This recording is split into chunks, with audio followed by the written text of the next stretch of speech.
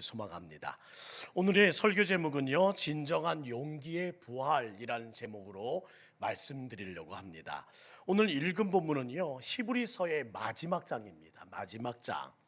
특별히 히브리서를 읽으셔서 알겠지만 1장부터 10장까지는 예수님이 대제사장이심을 말하면서 예수님의 완전성, 예수님의 우월성, 예수님의 탁월성을 강조합니다. 히브리서는 끝까지, 처음부터 끝까지 예수님의 이름이 강조됩니다. 따라합시다. 예수님이면 다 됩니다. 이것이 히브리서에 담긴 정신이에요.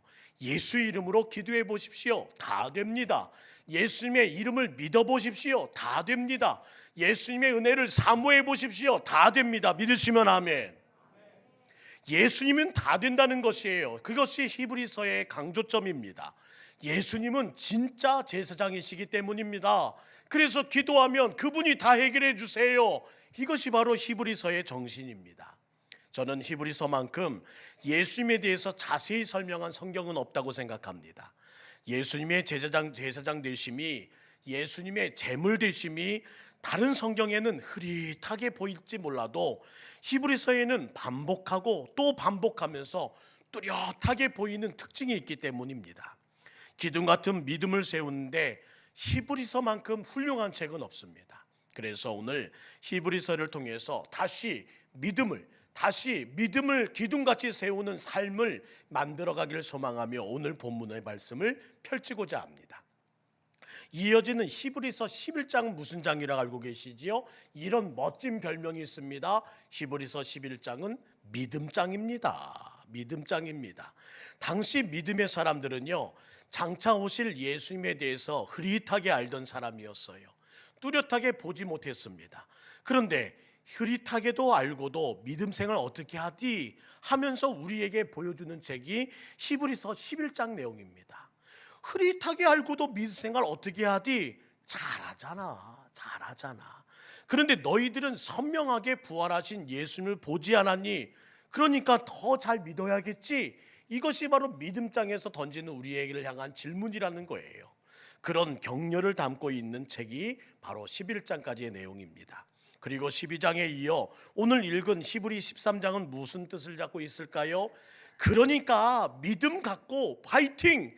이렇게 저는 끝낼 것만 같은데 오늘은 톤이 달라집니다. 13장은 생명이 있는 그리스도인은 믿음과 생활이 하나 된 자가 돼. 즉, 그럼 죽은 그리스도인 누가 될까? 믿음과 생활이 분리된 자가 되는 거야. 오늘 다시 한번 주님 말씀하십니다. 이렇게 믿음을 장황하게 설명하고 예수님을 믿는 자가 되어야 된다는 생각과 함께 마지막 13장에는 생명이 있는 그리스도인이 되고 싶니? 믿음과 생활이 하나 된 자가 되렴. 그러나 죽은 그리스도인이 되는 방법이 있어. 믿음과 생활이 분리되면 죽은 그리스도인이 된단다. 그래서 히브리 13장은 생활을 강조한 장입니다. 생활을 강조한 자. 순종하라. 생활 가운데 순종하라. 그럼 어떻게 순종해야 될까요? 바르게 행함으로 순종하라. 바른 사람은 사랑하는 사람이야. 사랑해. 그러면 바른 사람 돼. 바른 위치에 있어. 예수님이 영문 밖으로 나가셨듯이 고난받고 희생하고 섬기는 영문 밖의 자리를 예수님의 손잡고 나아가렴. 그러면 그곳에서 바른 위치를 잡고 있는 그리스도인이 될 수 있어. 믿음과 생활이 하나 된 자리가 바로 주님이 원하시는 자리고 그곳에서 열매를 얻을 수 있단다. 이야기를 한번 해드릴까요? 어떤 회사에서요, 사원 모집 공고를 내자 요즘처럼 취업난이 어려운 모든 청년들이 다 모여들옵니다.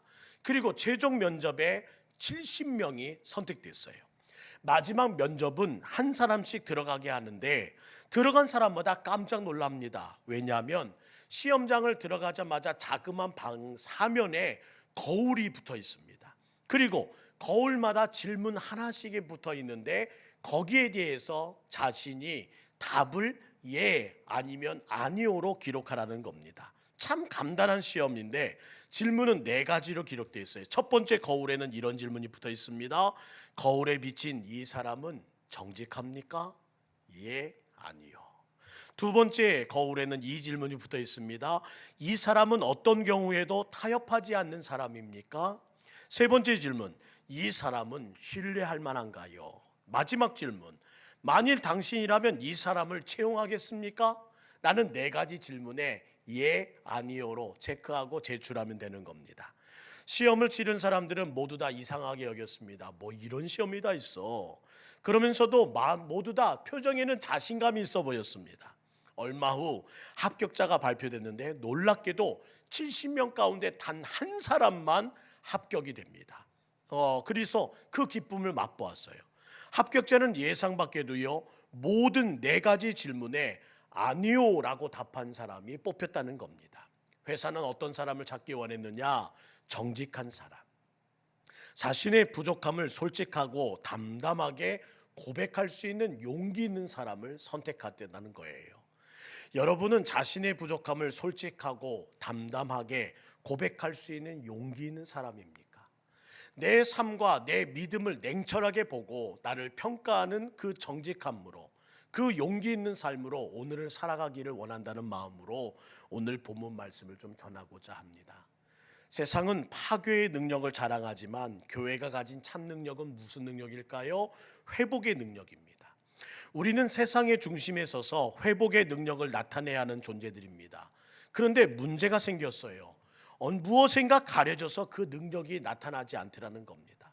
믿는다 하는데 믿음이 보여지지 않는 삶을 살아가고 있는 그 이유가 어찌 보면 정직하지 못함이 아닌가, 어찌 보면 우리를 인정하고 있는 그 용기가 없음은 아닌가, 내 현실에 대해서 우리가 함께 돌아봐야 된다는 겁니다. 사랑하는 성도 여러분, 이런 질문 던지고 싶습니다. 오늘날 회복의 능력을 소유한 곳은 어딜까요? 폭력적인 우리 다음 세대들이 가망 없는 인간이라고 낙인 찍힌 사람들이 회복시킬 그 능력은 대체 어디에 있습니까? 좋은 법을 제정하면 될까요? 아니면 좋은 학교를 세우면 될까요? 능력 있는 재벌과 마주 앉으면 될까요? 아니면 그것도 아니라면 좋은 약을 개발하여 처방받으면 될까요? 사람을 바꿀 수 있는 유일한 곳은 교회밖에 없습니다. 교회가 교회다워질 때 진정 사람이 변화됩니다. 아무리 좋은 법을 제정하고 아무리 좋은 학교를 만들고 아무리 능력 있는 재벌과 마주한다 할지라도 아무리 좋은 약을 개발하여 처방한다 할지라도 사람을 바꾸는 능력은 오직 교회밖에 없음을 잊지 마시고, 우리 다시 한번 우리의 현실과 함께 교회는 교회다워할 때 교회가 될 수 있다는 사실을 잊지 말고 우리 한 사람이 진정 교회다운 교회 될 수 있기를 주의 이름으로 축원합니다. 교회다움은 퍼즐과 같습니다. 사랑의 퍼즐이, 응원의 퍼즐이, 기적의 퍼즐들이 하나씩 한 조각씩 맞춰질 때 교회다움이 완성되는 거예요. 장차 우리 주님 다시 올 때 우리 동북교회는 이렇게 외치고 싶습니다. 주님, 저희의 완성작품입니다. 보기에 어떠세요? 이것이 저희가 세운 교회입니다. 어떻게 평가하시나요? 주님 앞에 우리의 작품을 펼쳐 보이면서 하나님께 자신 있게 외칠 수 있는 우리가 될 때 그것이 주님을 맞이할 준비된 교회가 아닐까요?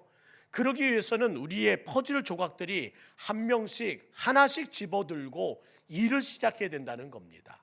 인정하며 약함을 우리의 현실을 직시하고 때로는 용기 있게, 때로는 정직하게 그 모든 것을 들으면서 말이지요. 저는 한 분이 응원의 퍼즐을 들고 맞춰보기를 소망합니다. 목사님, 힘내세요. 제가 도울게요. 장로님, 응원합니다. 화이팅이에요. 하면서 응원의 퍼즐을 들고 하나씩 한다면 얼마나 힘이 되는 말입니까? 사랑의 퍼즐을 들고 말하는 이들이 생겼으면 좋겠습니다. 권사님, 제 손 잡으세요.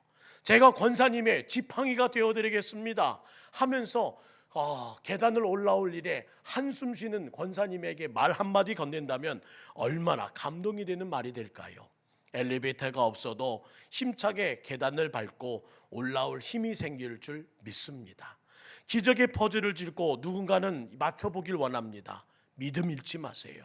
제가 성도님과 함께 기도할게요. 잘 될 겁니다. 화이팅입니다. 이렇게 함께 기적을 염원하면서 응원해 나간다면 멋진 작품 만들어지지 않을까요? 누군가 먼저 용기 있게 이 일을 시작해야 하고 누군가 먼저 이 현실에 대한 목마름을 정직하게 표현할 수 있다면 저는 교회다움이 완성될 수 있다는 생각이 듭니다. 그래서 오늘 부탁드리는 게 이거예요. 용기 있게 해보자는 겁니다.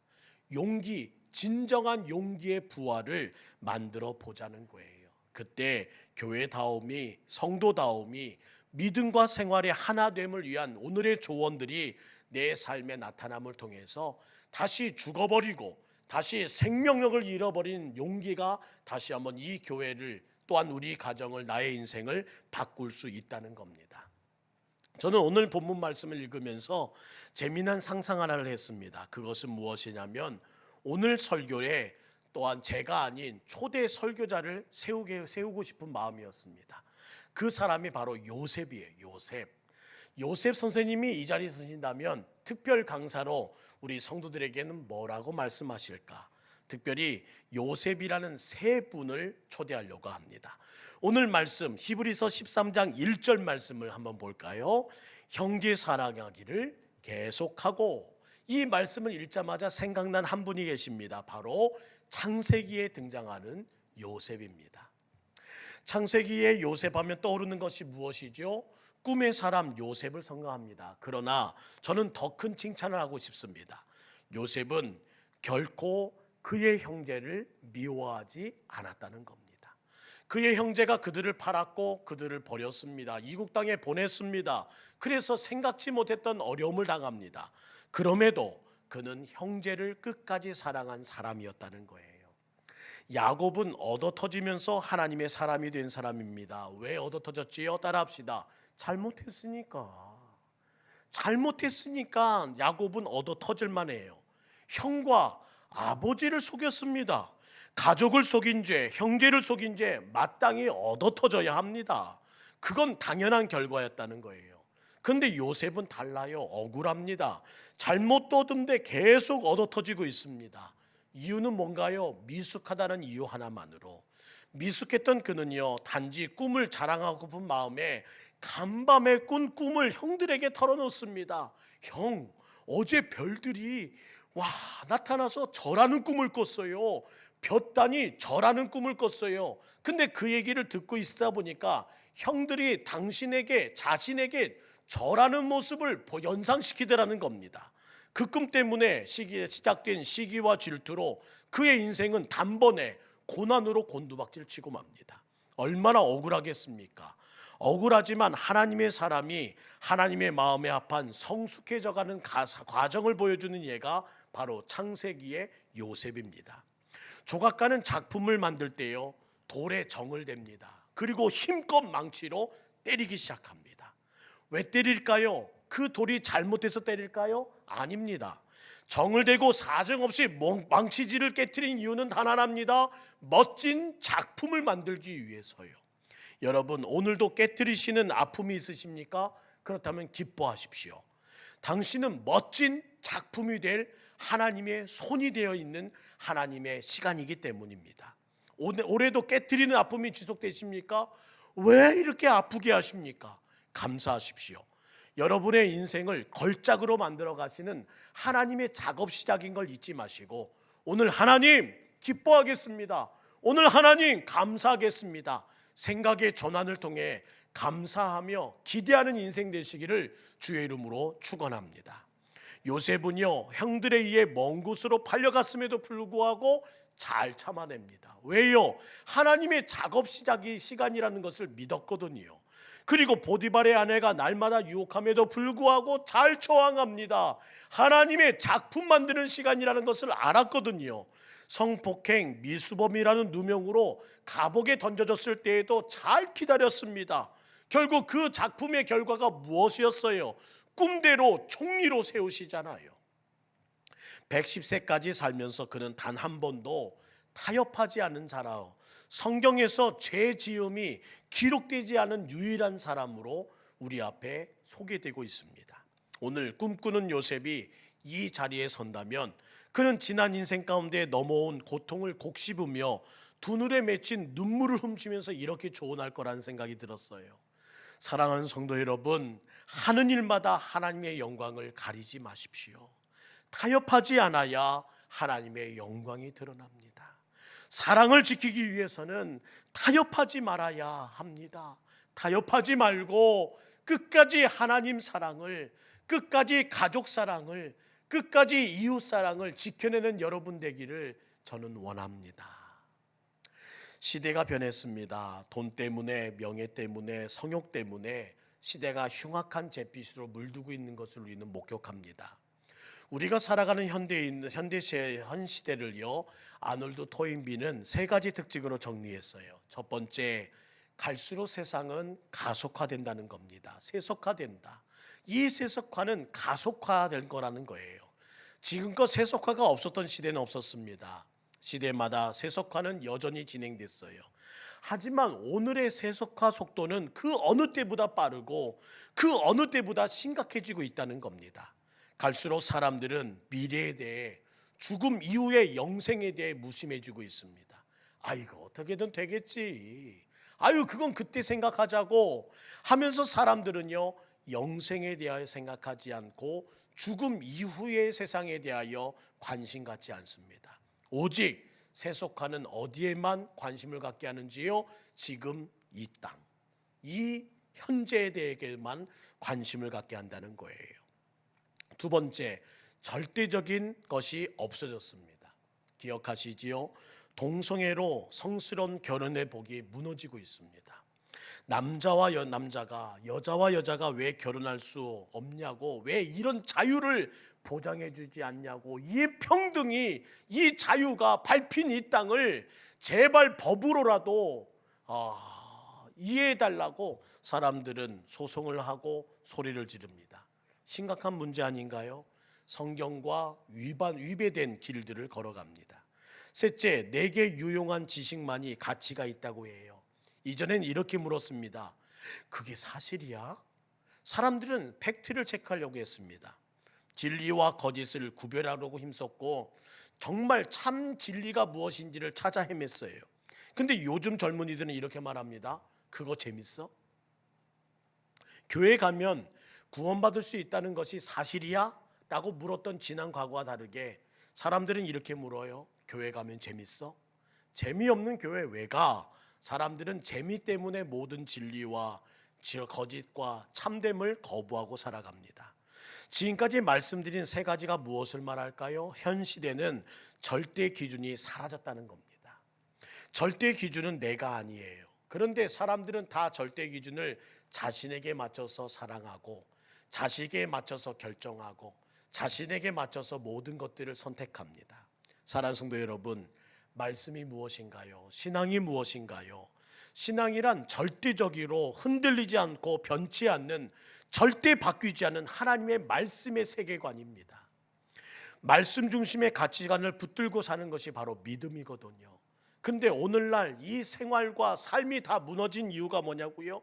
신앙이 흔들렸다는 거예요. 믿음이 흔들리고 있다는 겁니다.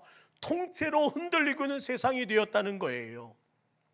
우리는 그 믿음 위에서 표류하는 세상을 구원하는 하나님의 도구가 되어야 하는데 갈수록 문제가 생기더라. 가려져서 보이지 않더라. 무엇이요?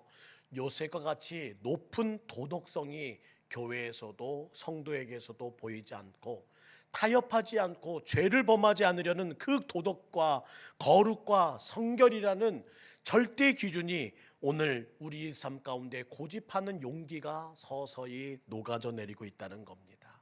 그래서 부탁드려요. 우리 교회만은, 믿는 우리 성도만은 사랑하기를 계속하기를 간절히 부탁드립니다. 나는 사랑하기를 계속하려 합니다. 내 힘으로 될 것 같은데 사랑은요, 내 힘으로 안 되는 거예요. 그래서 어떻게 해야 돼요? 하나님께 붙잡혀야 됩니다. 붙잡힐 때 가능한 거예요. 능히 이겨낼 수 있습니다. 사랑하는 성도 여러분, 오늘 밤 하나님께 붙잡혀 여러분의 모든 거룩한 도덕성이, 하나님께 붙잡혀 여러분 앞에 이글이글 타는 사랑의 충만함이, 하나님께 붙잡혀 여러분의 성결된 죄와 세상과 타협하지 않은 거룩한 용기가 회복되길 주의 이름으로 축복합니다. 잡힐 때 여러분의 꿈이 현실이 되고, 하나님께 잡힐 때에 그 모든 야성이, 그 모든 하나님의 거룩한 용기가 부활된다는 사실을 잊지 마시고 오늘 이 밤 주님께 제발 붙잡아 주세요. 붙잡아 주세요. 기도하는 우리 모든 성도 되시기를 주의 이름으로 축복합니다. 첫 번째 사람 요셉은 형제 사랑하기를 계속했던 사람으로 그는 이 모든 용기를 가지고 이 모든 싸움을 가지고 승리했던 첫 번째 인물이었습니다. 오늘 본문 4절 말씀 함께 읽을까요? 히브리서 13장 4절입니다. 시작. 모든 사람은 결혼을 귀히 여기고 침소를 더럽히지 않게 하라. 음행하는 자들과 간음하는 자들을 하나님이 심판하시리라. 이 말씀을 읽으며 생각난 두 번째 요셉은요, 마리아의 남편 요셉이었습니다. 그는 마리아와 결혼하고픈 남자였습니다. 그리고 설렘 가운데 성스럽고 축복된 결혼을 준비하고 있습니다. 언제나 콧노래가 있었어요. 이제 곧 나도 장가간다. 그런데 며칠이 지나지 않아 엉뚱한 소문이 들려오기 시작합니다. 자신의 약혼녀 마리아의 뱃속에 아기가 생겼다는 거예요. 서서히 배가 불러와. 사람들이 웅성웅성거리는 소리가 귀에 들립니다. 내 약혼녀가 임신했다고? 기가 막힌 일 아닐까요? 여러분이라면 이 상황에 어떻게 하시겠어요? 마태복음 1장 19절에 이 상황을 마리아의 남편 요셉은 이렇게 진행하려고 합니다. 함께 읽지요. 시작. 그의 남편 요셉은 의로운 사람이라 그를 드러내지 아니하고 가만히 끊고자 하여. 우리말 성경이 이렇게 기록합니다. 마리아의 남편 요셉은 의로운 사람이었습니다. 그는 마리아가 사람들 앞에 수치를 당하게 될까 봐 남모르게 파혼하려 했습니다. 요즘 우리의 자존심, 경쟁심, 욕심은 어떻습니까? 다른 사람들의 상처나 부끄러움, 미래는 생각하지 않습니다. 아니, 관심조차 없습니다. 그저 나에게만 집중된 사고로 살아갑니다. 그가 어떻게 되든 상관없어. 그러나 사랑하면 어떻게 될까요? 숨겨주고 싶고 덮어주고 싶습니다. 교회다움, 성도다움을 만들어낸 힘이 무엇일까요? 하루하루 살아갈 때 우리에게 지금 당장 필요한 마음이 무엇일까요? 오늘 마리아의 남편 요셉이 이 자리에 선다면 우리 동북교회에게 이렇게 말할 것 같습니다. 사랑하는 성도 여러분, 교회다움이요, 성도다움이요, 이것을 만드는 힘은요, 하루하루 살아갈 때 크리스찬에게 필요한 것은 다른 거 없습니다. 긍휼히 여기십시오. 사랑하십시오. 끊임없이 그는 사람들을 불쌍히 여기고 긍휼히 여기며 사랑으로 덮어주고 싶은 마음을 표현할 거라는 겁니다. 여러분, 주변의 성도들의 사연을 긍휼과 사랑으로 덮어주셔야 합니다. 이번 한 주에도 어떤 분이 어떤 마음을 가지고 여러분에게 다가와 위로를 청할지 모르겠어요. 저는 이번 주 두 분의 장례식을 치르면서 그 마음을 진심으로 전하고 싶은 마음이 생겼습니다. 힘내세요. 위로하고 싶었습니다. 사랑으로 덮어주고 싶었습니다. 그래서 장례를 조문하는 동안에 가는 길 오는 길 내내 기도했습니다. 그러자 그 마음이, 그 진심이 전달되더라는 거예요.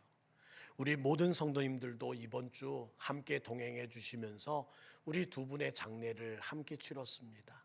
그리고 또한 그 가정이 성령의 위로를 통해서 긍휼하심을 통해 다시 위로받기를 위해서 우리가 함께 예배드렸잖아요. 하나님이 하실 줄 믿습니다. 우리에게 긍휼한 마음이 있는 이상, 그 모든 유족들을 향해서 사랑하는 마음을 갖고 있는 이상 하나님은 그 모든 것들을 가지고 가게 하실 거라는 거예요. 오늘 저도 황 권사님의 부랴부랴 돌아와서 황 권사님 마지막 가시는 길들 함께 하기 위해서 돌아가 장례식을 찾아서 아드님과 며느님을 함께 찾았는데요. 그 진심이 통해 이렇게 말씀하시더군요. 나중에 교회에 꼭 인사하러 가겠습니다 하시면서 말씀해 주시더라는 겁니다. 이때 마리아가 남편 요셉에게 평생 고마움을 느끼며 살아간 것처럼 우리 모든 성도들도 한 영혼을 긍휼히 여기고 한 영혼을 사랑으로 한다면 그 마음은 꼭 전달될 거라 저는 확신합니다. 우리 성도 여러분, 앞으로 이별이 있고 슬픔이 있고 또한 위로가 필요한 가정이 있다면 진심으로 긍휼히 여기고 진심으로 마음을 열어 우리 함께 위로함으로 손잡고 때로는 함께 울고 때로는 함께 웃으면서 우리 천국의 역사를 이곳에서 만들어가는 우리 모든 성도 되시기를 주의 이름으로 축원합니다. 오늘 장로님 이렇게 바쁜 일정, 힘든 모든 장례 절차 마치고 오셨지만 우리 성도님들이 기도해 주시고 응원해 주시면 또 귀한 가정이 하나님의 은혜 가운데 다시 일어설 하늘의 위로가 임하게 될 줄 믿습니다. 우리 주변에 얼마나 힘들게 오셨어요. 오늘도 하나님 위로받기 위해 왔습니다. 저 먼 거리에 있는 위로보다 하나님 가까이에 있는 우리의 위로가 통할 수 있게, 전달될 수 있게, 내가 함께하는 이 긍휼의 마음이 전달되고 함께 표현될 수 있게 우리 교회답게 만들어주세요 하는 마음 가지고 우리 더욱더 사랑하는 교회 될 수 있기를 간절히 소망합니다. 마지막으로 5절과 6절 하나님의 용기 이렇게 표현하고 계시네요. 함께 읽습니다. 시작. 돈을 사랑하지 말고 있는 바를 족한 줄로 알라. 그가 친히 말씀하시기를 내가 결코 너희를 버리지 아니하고 너희를 떠나지 아니하리라 하셨느니라.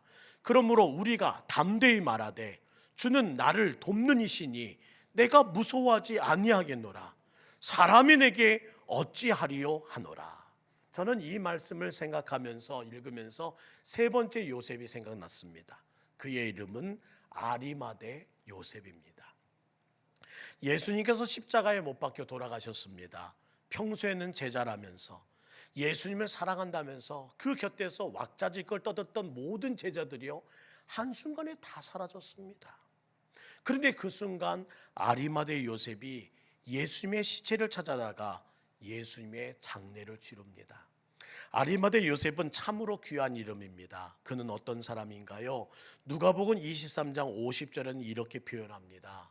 공의 의원으로 선하고 의로운 요셉이라는 사람이 있었다. 아리마대 요셉은요 공의 의원 무슨 말일까요? 사회적 지위도 있었고 그가 가진 모든 권력도 있었고 또한 그는 어느 정도 사회적으로 풍요로움을 누리고 있었던 사람이라는 겁니다.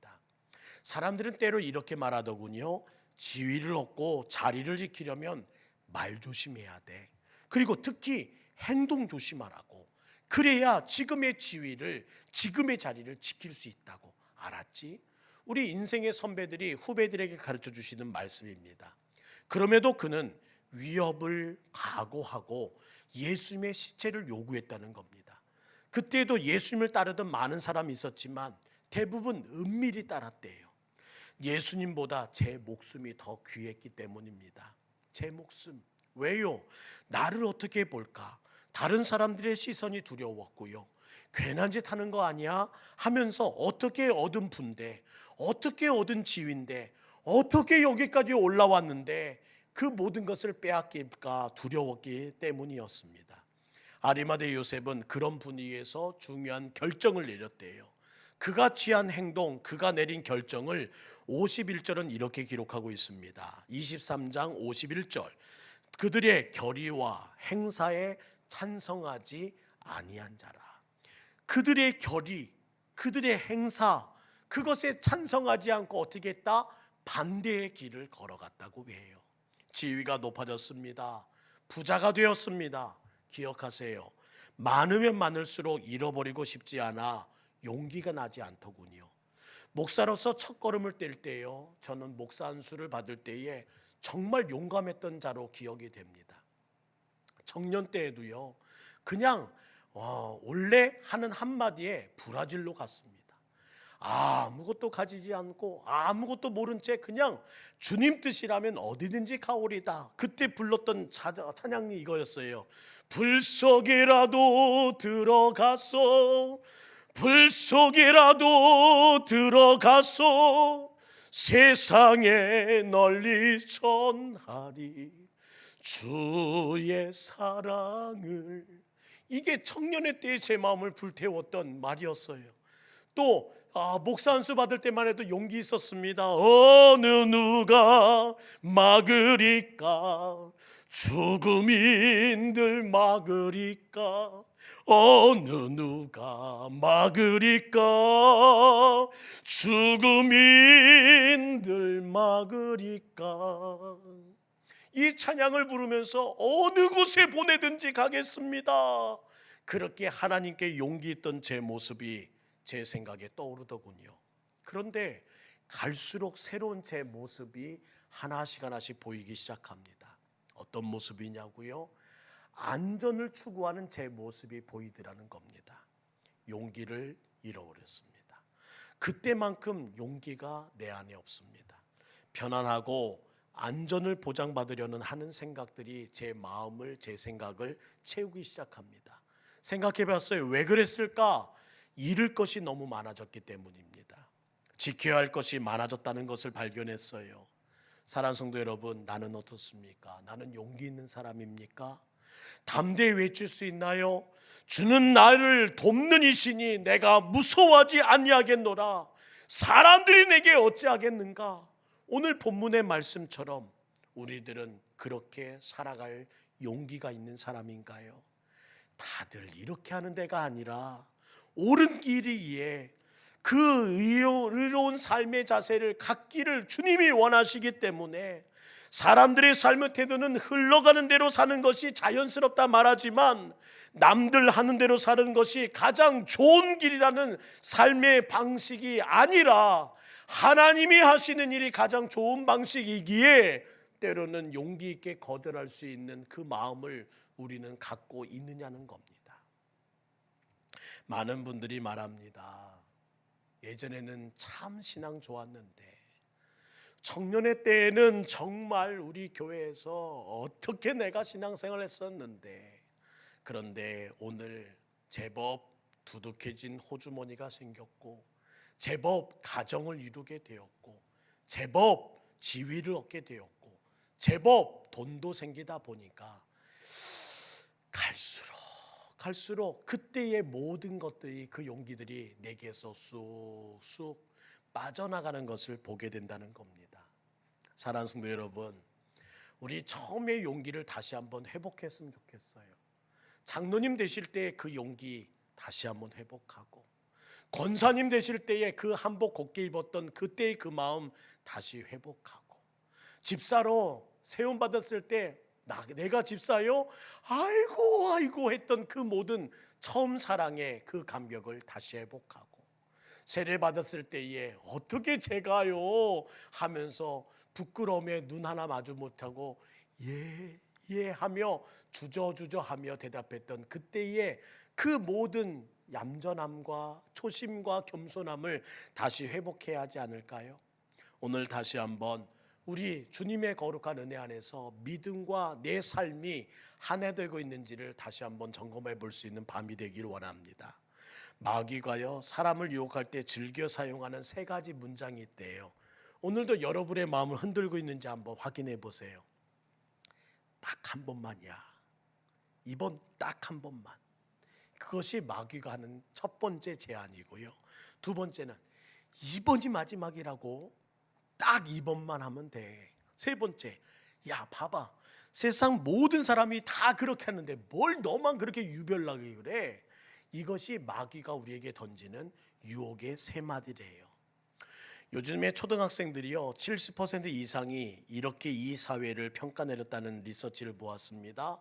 이 사회에서는요 정직하게 살으면요 바보 됩니다. 이것이 초등학교의 70% 아이들의 생각이래요. 정직하면 바보 되는 사회. 불의와 거짓이 일상사가 되어버린 오늘 우리들은 분명히 해야 합니다. 따라합시다. 아닌 것은 아닙니다.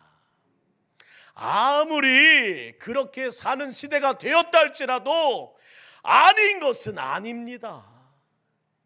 그렇게 많은 사람들이 산다 할지라도 아닌 것은 아니라고요. 분명히 말할 수 있는 우리 교회가 될 수 있기를 간절히 원합니다. 아리마대 요셉이 바뀌었던 사건이 하나 있어요. 요한복음 19장 38절은 이렇게 말합니다. 우리 함께 읽을까요? 시작. 아리마대 사람 요셉은 예수의 제자이나 유대인이 두려워 그것을 숨겼더니 2일 후에 빌라도에게 예수의 시체를 가져가기를 구하매 빌라도가 허락하는지라 이에 가서 예수의 시체를 가져가니라. 사람들이 두려워서요 숨겼던 사람, 그러나 그가 이렇게 말합니다. 2일 후에. 이 일이 무엇이었을까요? 바로 예수님의 죽음을 목격한 날입니다. 처참한 십자가의 처형을 그는 두 눈으로 보았습니다. 그리고 그 자리에 그가 있었습니다. 그리고 십자가에서 마지막 눈빛을 드셔서 한 영혼 한 영혼 바라보는 그 자리에 아리마대 요셉은 예수님과 눈빛을 마주칩니다. 그리고 그 모인 자리에서 그 영혼들의 용기 없는 모습들, 떠나간 제자들의 그 빈자리를 바라보시면서 하나님의 모든 꿈들이 이제 이루어지는 그 모든 시작을 열리는 이 십자가 사건 앞에서 예수님은 단호하게 말합니다. 내가 곧 길이요 진리요 생명이니 나로 말미암지 않고는 아버지께로 올 자가 없느니라. 주 예수를 믿으라. 그리하면 너와 내 집이 구원을 얻으리라. 아버지, 저들을 사하여 주옵소서. 자기들이 하는 일이 대체 무엇인지 알지 못한 채 저렇게 용기 없이 살아가네요.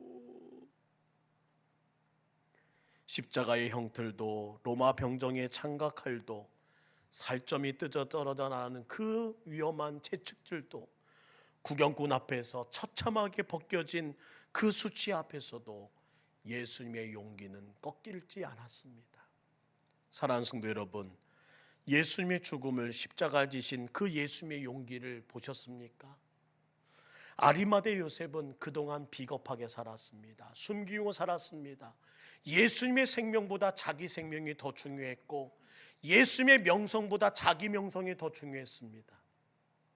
용기 없어 표현하지 못했던 그가 예수님을 만나자 달라지기 시작합니다. 예수님의 용기를 보고 나서 예수님이 죽으면서 마지막 하신 한마디, 다 이루었다 테텔리스타이. 그리고 운명하시는 그 단호한 한마디에 아리마대 요셉은 소리치기 시작합니다. 사람이 내게 어찌하리요? 내가 사람들의 시선을 보며 사람들의 생각을 두려워하며 이렇게 숨기고 살았으니 사람이 내게 어찌하리요? 그의 눈에 예수님만 보이기 시작하고 예수님이면 다 할 수 있다는 이 히브리서의 외침이 그의 마음을 콕 누르기 시작하자 그의 인생과 그의 목소리와 그의 인생의 방향이 송두리째 바뀌기 시작했다는 겁니다. 그렇다면 나의 용기는 어떤가요? 언젠가는요. 언젠가는 하겠지요. 기다려봐요, 목사님. 미루고 계시지 않습니까? 하나님, 언젠가는 해드린다니까요. 그렇게 말씀하면서 하루하루 용기를 뒤로 던지고 진실함과 거짓을, 참과 거짓을 분별하지 못한 채 오늘도 세상에 또 다음을 생각하며 가는 건 아닌가요? 저는 이번 한 주 급격하게 추락하고 있는 한국교회 대안은 용기라는 생각을 가졌습니다. 믿음과 생활이 하나 되어 나타내는 용기 말이지요. 오늘 우리에게 진정한 용기의 부활이 필요할 때입니다. 아닌 건 아니에요. 그냥 그 모든 것을 덮고 타협하고 협상하고 가는 것이 아니라 아닌 건 아니라고 알려주는 거라고요. 사랑하는 가족이기에 아닌 건 아닌 거고요. 사랑하는 남편이기에 아닌 건 아닌 거예요. 사랑하는 목사이기에 아닌 건 아니라고 말해주고, 사랑하는 성도요, 내가 하나님이 맡겨주신 목양 양이기에 이 길은 아니라고 말할 수 있는 용기가 필요한 때라는 사실을 다시 한번 깨닫게 됩니다. 사랑하는 성도 여러분, 오늘 이 밤 우리가 다시 한번 바라보고 보아야 할 것은 이 위에 세워진 십자가요. 그 위에서 여러분을 향해서 그 모든 용기를 나눠서 그 가림 없이 온전히 보여주신 예수님 따라가는 그 길이 우리의 고백이 되어야 되지 않을까요? 저는 우리 모든 성도들과 함께 합창하기 원합니다. 불 속에라도 들어가서 우리는 전할 겁니다. 그 십자가의 길, 나는 그 길 걸어가렵니다. 아골골자 빈들이라도 나는 가렵니다. 우리 교회가 함께 이렇게 해 나간다면 우리 모든 성도가, 우리 모든 하나님이 생각하시는 귀한 교회다운 교회 만들지 않을까요? 더 늦기 전에 주님 앞에 여러분의 용기를 드러내셔 주시기를 다시 한번 부탁드리고, 세상 앞에 여러분의 믿음을 드러내는 우리 동북교회 되기를 소망합니다. 사람들 앞에 여러분의 결정을 드러내십시오. 나는 주님의 뜻대로 살렵니다. 나는 말씀대로 살렵니다. 나는 기도하며 살렵니다. 나는 예수님 한 분이면 됩니다. 그렇게 말하면서 사는 우리 교회의 진정한 용기의 부활을 축원하면서 오늘 이 밤 여러분의 그 잠자고 있는 영혼을 깨우시고, 오늘 여러분의 그 축 처진 인생의 걸음을 다시 활력 있는 성령의 거룩한 은혜로 채우시기를 주의 이름으로 부탁드립니다.